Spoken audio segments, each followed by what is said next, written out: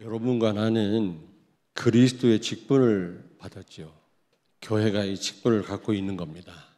예수님이 그리스도로 오셔서 이 삼직을 이 땅에서 수행하셨고요. 이 직분이 지금 여러분과 나한테 와 있거든요. 특별히 우리 그리스도 직분 받은 가운데 우리 렘넌트가 왕권을 갖고 있습니다. 왕권. 베드로전서 2장 9절을 찾습니다. 그러나 너희는 택하신 족속이요 왕 같은 제사장들이요 거룩한 나라요 그의 소유가 된 백성이니 이는 너희를 어두운 데서 불러내어 그의 기이한 빛에 들어가게 하시니에 아름다운 덕을 선포하게 하려 하심이라. 아멘. 아멘. 제사장권도 갖고 있고 선지자권도 갖고 있지만 특별히 왕권을 갖고 있음을 여러분이 꼭 아셔야 됩니다. 주로 이제 왕권은 다스리는 직분이기도 하지만은 정복하는 직분이죠. 정복. 사단한테 빼앗긴 모든 현장을 정복하고 회복하고 특권을 갖고 있고요. 축복을 받았습니다. 이 세 가지 직분을 가지고 전 세계를 살리라고 하나님 우리에게 주셨는데 특별히 우리 렘넌트들, 우리 성도님들은 어떻게 하면 이 왕권을 잘 감당할 수 있겠냐, 사용할 수 있겠냐. 다윗과 같이 살면 됩니다. 다윗은 특별히 어린 시절 전적인 하나님의 은혜로 렘넌트로 선택을 받았고 왕으로 선택을 받았습니다. 왜냐? 그는요 가장 천한 직업이었던 양치기였거든요.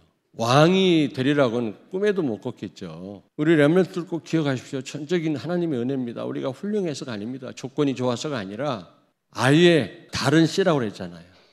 그 아벨 대신 태어난 셋 렘넌트인데요. 비로소 하나님을 찾았다고 했는데 분명히 이 언약의 후손들이거든요. 근데 성경에 보니까 셋이란 말은 다른 씨란 그런 뜻입니다. 다른 씨.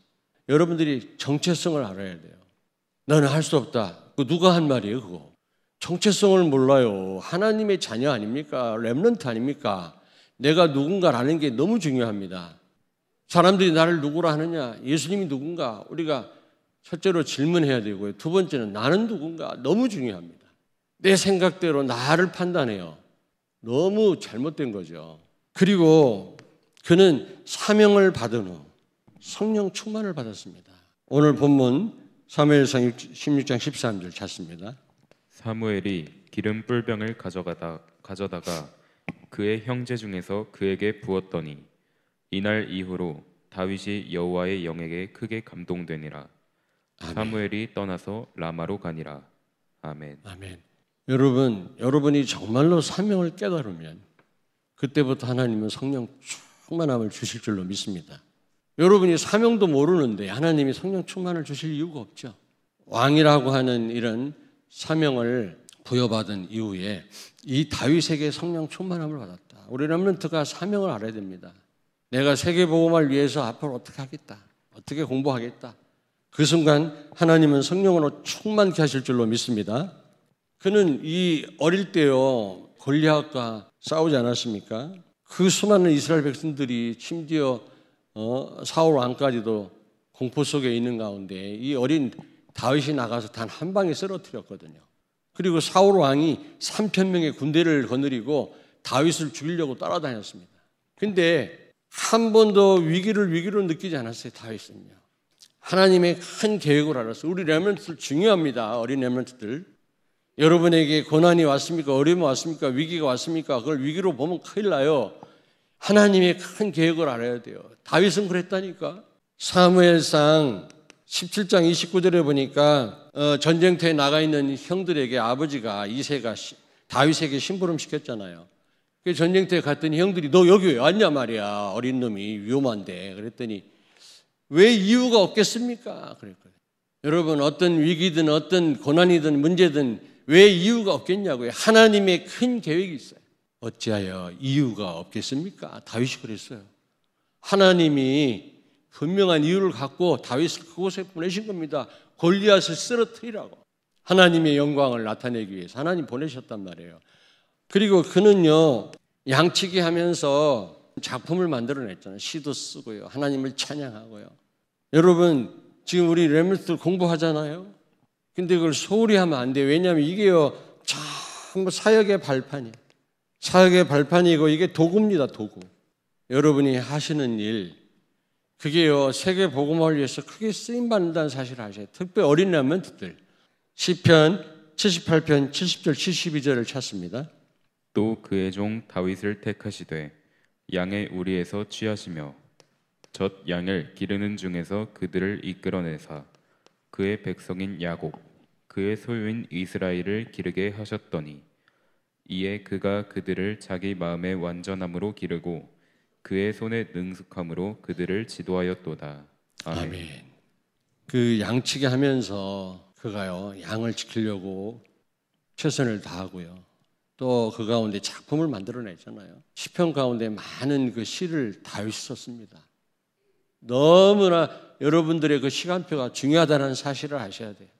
두 번째입니다. 청장년 시절이죠. 그는 한 번도 내가 잘나서 왕 됐다는 생각을 해본 적이 없어요. 위임 왕이라는 사실을 늘 망각하지 않았습니다. 오직 왕중 왕은 오직 예수고 오직 예수님만이 주인이시고 그리고 이스라엘 백성들은 내 백성이 아니라 하나님의 백성이다. 이런 생각을 늘 갖고 있었어요. 그래서 그는요 백성을 통치하기 이전에 하나님의 통치를 받았어요. 그게 승리의 비결입니다, 여러분. 하나님의 통치를 받는 거예요. 하나님의 인도를 받는 거예요. 그게 중요합니다. 여러분이 왕권을 잘 사용하려면, 이 감당하려면 하나님의 통치를 잘 받으셔야 돼요. 예수님은 하나님 말씀 앞에 항상 예가 되셨다 그랬거든요. 너 해보신 적이 없어요. 이해 안 될 때가 더 많아요. 어처구니 없는 게 더 많다니까 하나님 말씀, 우리 머리로 이해되겠습니까? 하나님의 말씀이 다. 그래도 아멘. 그리고 그는요 오직 예수 그리스도로 만족하고 충분했어요. 시편 23편 1절 찾습니다. 여호와는 나의 목자시니 내게 부족함이 없으리로다. 아멘. 아멘. 우리가 의지하던 모든 줄이 다 끊어져도 여러분 그리스도로 만족할 수 있어요? 충분할 수 있냐고. 내가 의지하던 모든 것이 다 무너져 내렸어요. 그런데도 예수로 만족할 수 있냐 이 말이에요. 이 다윗은요 최악의 상황입니다. 그런데 이런 고백을 했다니까. 왜냐? 예수로 충분하니까. 예수 안에 다 있으니까. 세 번째입니다. 시편 51편 16절 17절을 찾습니다. 주께서는 제사를 기뻐하지 아니하시나니 그렇지 아니하면 내가 드렸을 것이라. 주는 번제를 기뻐하지 아니하시나이다. 하나님께서 구하시는 제사는 상한 심령이라. 하나님이여 상하고 통회하는 마음을 주께서 멸시하지 아니하시리이다. 아멘. 아멘. 다윗 왕 때는요 제사를 부정하면 죽임당했어요. 제사 하나님께 나아가는 것은 생명과 직결되어 있습니다. 범죄한 자는 반드시 피 뿌려야 돼요. 그래야만 생명을 보존합니다. 그런데 그 제사를 멸시하는 듯한 고백을 다윗이 했다니까. 그럼 죽어 마땅한데 하나님이 기뻐하셨다니까. 오히려 왠지 아세요? 제사 잘 드리고 예배 잘 드리고 뭔가 하나님 앞에서 잘한다고 애를 썼지만 밧세바 사건에서 무너졌잖아요. 그때 그가 깨달은 게 뭔지 아십니까? 요한복음 15장 5절이야. 너희가 나를 떠나서는 아무것도 할 수 없느니라. 제사도 중요하고 예배도 중요하지만 오직 예수구나. 예수 아니면 안 되는구나. 상한 심령이란 말은 그리스도를 갈망하는 마음이에요. 오직 예수. 청장년 시절에 이걸 깨달았어요. 여러분 제발 깨닫기를 바랍니다. 그리스도가 아니고는 우리는 nothing, 아무것도 할 수 없구나. 그리고 그는요 청장년 때 성전 건축에 대한 한을 품었어요. 한. 나는 좋은 궁궐에 사는데 하나님의 언약궤는 저 천막 안에 있다니 성전을 건축해야 되겠구나. 물론 사무엘 선지자가 도왔죠. 최고의 전도가 성전 건축이라고 했어요. 여러분들이 헌당을 놓고 기도하셔야 돼요. 세 번째입니다. 노년 시절이에요. 이 아들 압살롬뿐만 아니라 신하들이 반란을 일으켰잖아요. 근데 오히려 이걸 통해서 왕권을 강화한 거 있죠. 오히려 원수들을 파악한 겁니다. 위기가 오고 문제 오면 사람을 파악하기 쉽더라고요. 예루살렘에 핍박이 왔잖아요. 진짜 제자가 누군지 거기서 알게 된 거예요. 그리고 성전을 건축할 수 없는 대신 성전 건축 준비를 완벽하게 해놓은 거 있죠. 솔로몬이 성전을 건축했지만 준비를 완벽하게 해놓은 거 있죠. 그리고 이 솔로몬을 후계자로 세웠죠. 우리가 제자를 남겨야 돼요. 늙고 병들기 전에 진짜 우리가 사역 못할 날이 오거든요. 그 전에 진짜 복음 전할 우리 후대들, 렘넌트들을 세워야 돼요. 그래서 결국 이 다윗은요, 왕들의 모델이 됐어요. 왕들의 모델. 이스라엘 역사서에 보면은 왕들을 둘로 이렇게 구분을 했거든요. 여로보암 계열과 다윗의 계열. 악한 왕들은 그의 조상 여로보암의 길을 걸어갔다, 이렇게 표현되어 있습니다. 정말 하나님 말씀대로 통치했던 왕들은 그의 조상 다윗의 길로 갔다, 이렇게 성경은 표현하고 있더라고요. 다시 말하면 선한 왕들, 하나님 말씀대로 통치했던 왕들의 모델이 된 겁니다. 여러분들 그런 모델이 되기를 바랍니다. 돈만 우리가 유산을 남겨주는 게 아니라 정신적으로, 영적으로 유산을 남기고 가야 돼, 하나님 앞에요. 결론입니다. 제자를 남기고 우리가 후대를, 렘넌트를 제대로 세워야 되는데 정말 이 복음으로 각인돼요. 솔로몬이 복음 각인이 안 된 거예요. 그래서 나라가 분열됐어요. 그의 아들을 데려가서 남쪽 유다와 북쪽 이스라엘로 분열됐잖아요. 그래서 우리는 참 왕이신 예수 그리스도의 통치를 받아요. 하나님만이 킹 오브 킹스, 왕 중 왕이세요. 우리는 에이전트 킹이에요. 그러므로 우리는 하나님의 통치를 받아야 제대로 세상을 정복하고 다스릴 수가 있는 겁니다. 영적인 싸움에서 승리할 수가 있는 거예요. 다윗과 같은 그런 작품을 남길 수가 있는 겁니다.